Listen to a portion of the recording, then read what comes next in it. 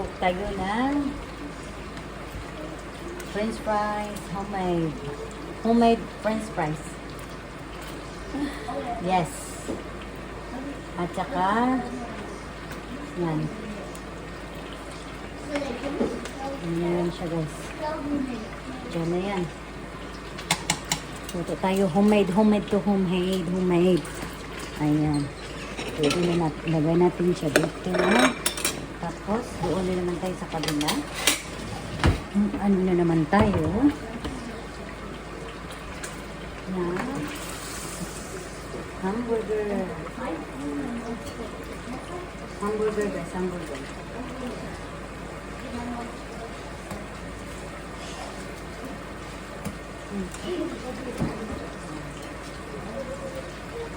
Luto tayo ng hamburger.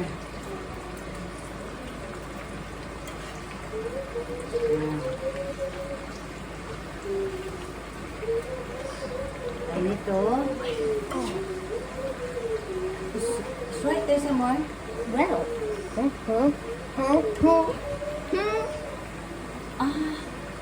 You know, ask Grayson. Maybe Grayson had it. And kasi hindi na siya makasya. Dalawa ang aking gagamitin. Hindi na rin yan. Hindi ba? Dalawa. Doon pa. Kasi ano siya?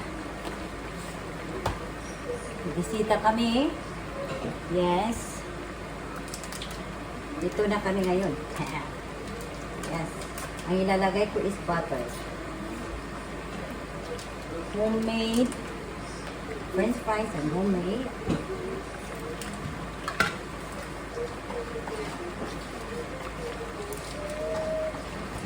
Hamburger. Lahat po homemade. Diba? Homemade lahat.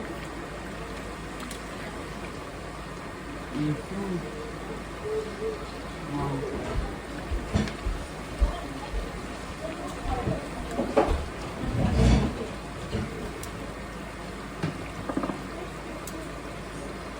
We have to make rice. We need to get the... That's non-stick pan.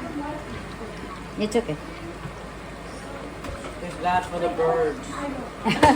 No, like seriously, Really? you need to turn down the... I thought it done already.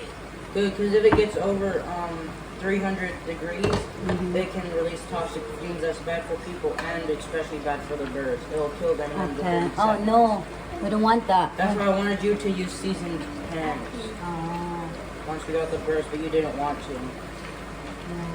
Yep. Ayan. Lutuin lang natin, guys. Narinig yung sinabi ng anak ko. Ayan.